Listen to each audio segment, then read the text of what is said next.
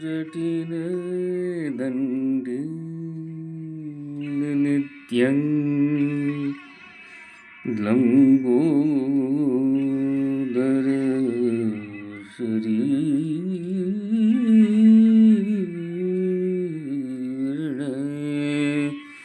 कमण्डलुनि संगाय तस्मै ब्रह्मात्मने नमः। नमः किरणचन्द्राय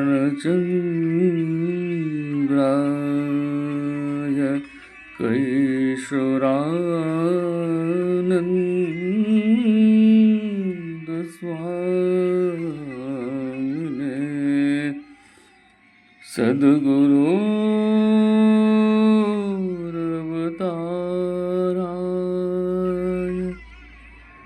दर्वेशाय नमो नमः।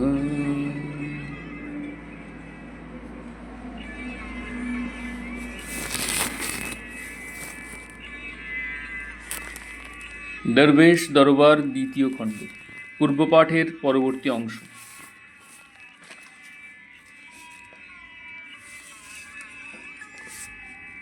রোগ ব্যাধি সম্বন্ধে দরবেশজির মানস দর্শন বা অ্যাটিটিউড যদি এই ছিল, তবে তিনি যন্ত্রণাদায়ক ব্যাধি হলে কাতরতা প্রকাশ করতেন কেন? প্রবল জ্বর হলে তিনি চেঁচিয়ে ক্লেশ জানাতেন কেন? উদরী রোগের সময় তাঁর দেহত্যাগের পূর্বের কিছুদিন তাঁর দৈহিক অসুস্থতার গ্লানি তাঁর আচরণে অভিব্যক্ত হতো কেন? এসব প্রশ্ন সাধারণভাবেই উঠতে পারে। সৌভাগ্যক্রমে দরবেশজি এক সম্পূর্ণ আলাদা প্রসঙ্গে এর উত্তর দিয়ে গেছেন। 1340 সালের প্রবল ভূমিকম্পের কথা অনেকেরই মনে আছে। তখন দরবেশজির আশ্রম 152 হারাবাগ, এবং ভূমিকম্পের দিন তিনি আশ্রমেই ছিলেন। আশ্রমবাসী শিষ্যগণ ছাড়া কলকাতার প্রভাত ভৌমিক তখন সেখানে ছিলেন। ভূমিকম্প শুরু হওয়ার সময় দরবেশজি আসনে বসে চিঠি লিখছিলেন। হঠাৎ ঘর ঘর শব্দ শোনা যেতে লাগলো এবং মুহূর্তের মধ্যেই আশ্রম বাড়িটি টলে উঠল। দরবেশজি বলে উঠলেন যে এ ভূমিকম্প। তিনি উঠে দাঁড়ালেন এবং বাড়ির দোতলা ও একতলার সকলকে নিয়ে বাড়ির বাইরে এসে দাঁড়ালেন। দেবী সরোজবালা আশ্রমের পটমূর্তিগুলি সরিয়ে বাইরে আনবার চেষ্টা করছিলেন। দরবেশজি প্রভাতকে দিয়ে সরোজবালাকে ফাঁকা জায়গায় আনালেন। মুহুর্মুহু তীব্র কম্পন বিকট শব্দের পরে আস্তে আস্তে ভূমিকম্প থেমে গেল। দরবেশজি প্রবল কম্পনের সময়টিতে আকাশের দিকে তাকিয়ে 3 বার হরে কৃষ্ণ নাম উচ্চারণ করেছিলেন। সেবারে কাশীতে অনেক বাড়ি ঘর ভূমিকম্পের ফলে ক্ষতিগ্রস্ত হয়।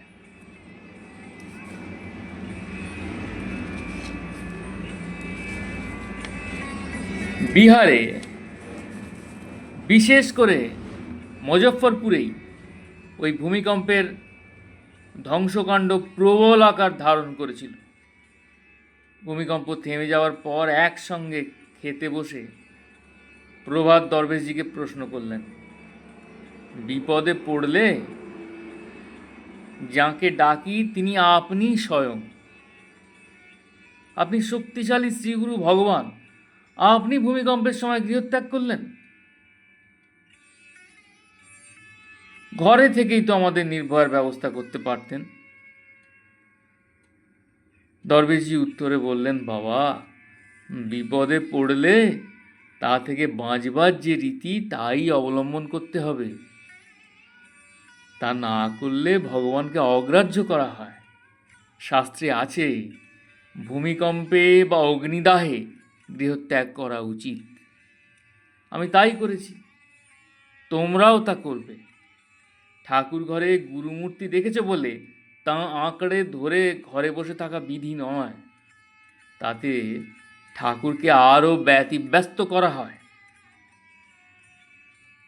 ভূমিকম্পে গৃহত্যাগ যেমন সঙ্গত ব্যবস্থা, রোগ ভোগে ক্লেশ ভোগ করা ও প্রকাশ করাই অনুরূপ বিহিত ব্যবস্থা।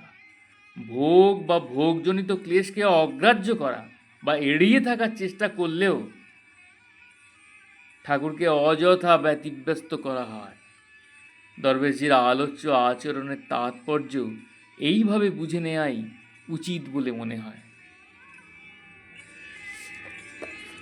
দরবেশজি চিকিৎসার ব্যাপারে খুঁতখুঁতে ছিলেন, তা পূর্বেই আলোচিত হয়েছে। অথচ দেহত্যাগের বেশ কিছুদিন আগে থেকে নিজের চিকিৎসার ব্যাপারে পুরনো গোঁড়ামি প্রায় ছেড়েই দিয়েছিলেন। 1351 সালের ভাদ্র মাসে লেখা একখানি পত্রে দরবেশজি লিখেছেন যে তিনি একসঙ্গে 5 রকম চিকিৎসা করাচ্ছেন: হেকিমি হালুয়া, অবধৌতিক মালিশ, অ্যালোপ্যাথি ভিটামিন বি, কবিরাজি মকরধ্বজ এবং হোমিও ওষুধ সেনেগা 200। এর কয়েক বছর আগেও তাকে হোমিও ওষুধ ছাড়া অন্য কিছু খাওয়ানো প্রায় অসম্ভব ব্যাপার ছিল। দেহত্যাগের জন্য মানসিক প্রস্তুতি হওয়ার পরেই তিনি দৈহিক চিকিৎসার ব্যাপারে কোনো অমত প্রকাশ করে আর কাউকে উদ্বেগ দিতে বা বিষণ্ণ করতে চাননি। দেহত্যাগের কদিন আগে তাই তিনি বলেছিলেন যে দেহ থাকবে না এ জেনেও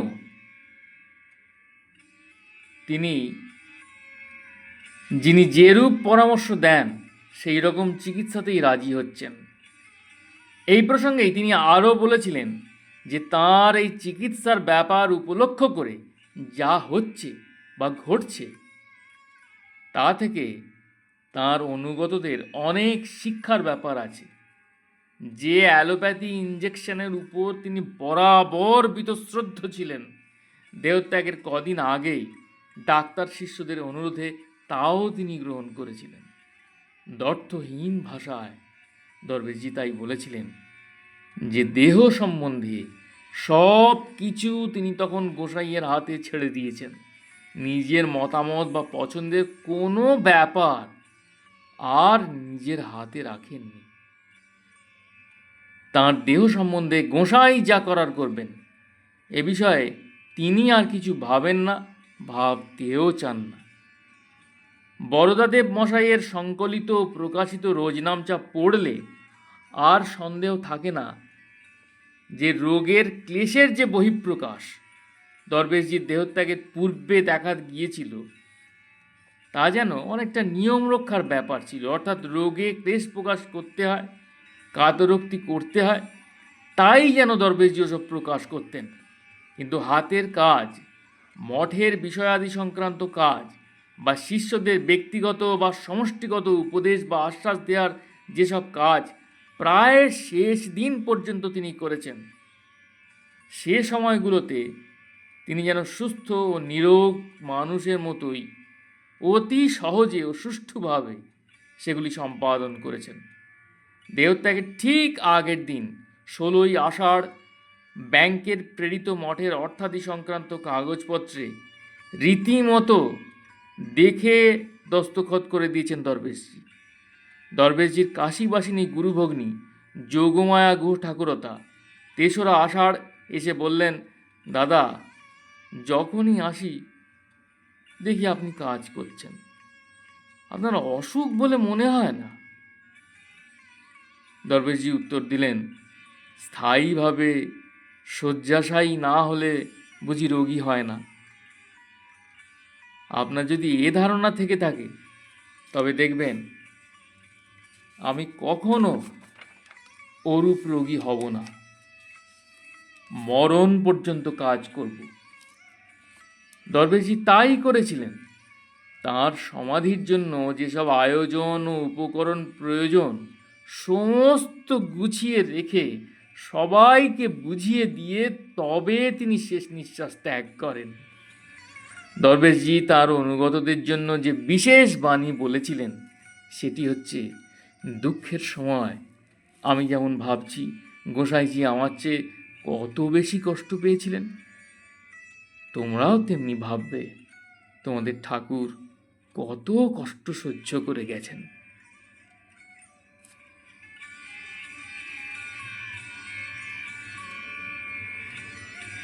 দরবেশজির দেহত্যাগ অনুষ্ঠানের প্রাক্কালে তিনি যে কথা নিজের আচরণে বলতে চেয়েছেন, এইটি মনে হয় সেই কথা।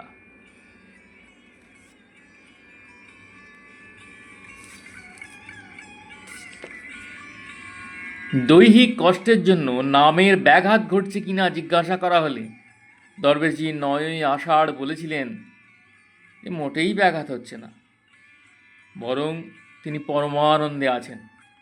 অসুখ হওয়ার পর থেকে নামে তিনি হাবুডুবু খাচ্ছেন। মধ্যে মধ্যে একটু দৈহিক কষ্ট ও এমন কিছু নয়,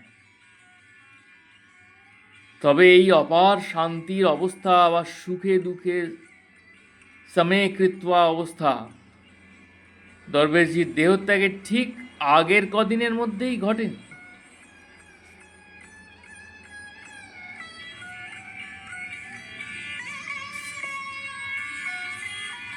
অন্তরঙ্গজনদের কাছে লেখা চিঠিতে তিনি 1345-46 সালেই বলেছিলেন, ভায়া, কিছুই কখনো ভাবিয়া চিন্তিয়া করি নাই, তবু জোর করিয়া তিনি আমাকে অজস্র কৃপার মধ্যে ডুবাইয়া রাখিয়াছেন। যেদিকে দৃষ্টি করি, যে কাজে হাত দেই, প্রতি মুহূর্তে কেবল তাহার কৃপার নিদর্শন পাই। আবার বলেছেন, সত্য কথা শুনিবে, আমি অপার শান্তি সিন্ধুতে হাবুডুবু খাইতেছি। ইহলোক পরলোক সব আমার একাকার। এই দুটি পত্রাংশই দরবেশজির শিষ্য নন এমন দুই ব্যক্তিকে লেখা।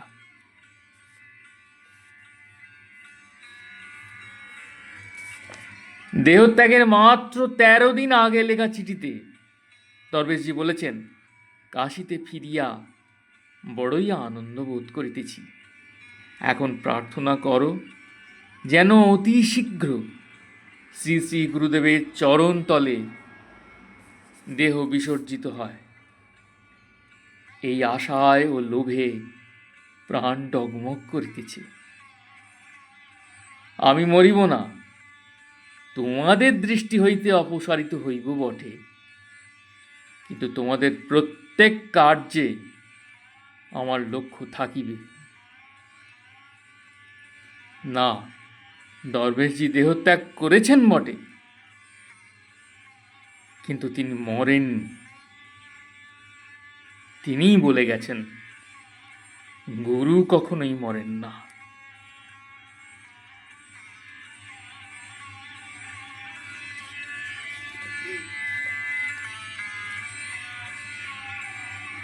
গুরুর ব্রহ্মা গুরুর বিষ্ণু গুরুর্দেব মহেশ্বর, গুরু সাক্ষাৎ পরব্রহ্ম তস্मै শ্রী গুরবে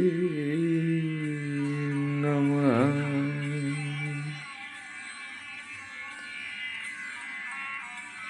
বল গুরু কৃপা হি কেবলম, শ্রী গুরু কৃপা হি কেবলম, শ্রী গুরু কৃপা হি কেবলম, শ্রী গুরু কৃপা হি কেবলম, শ্রী গুরু কৃপা হি কেবলম।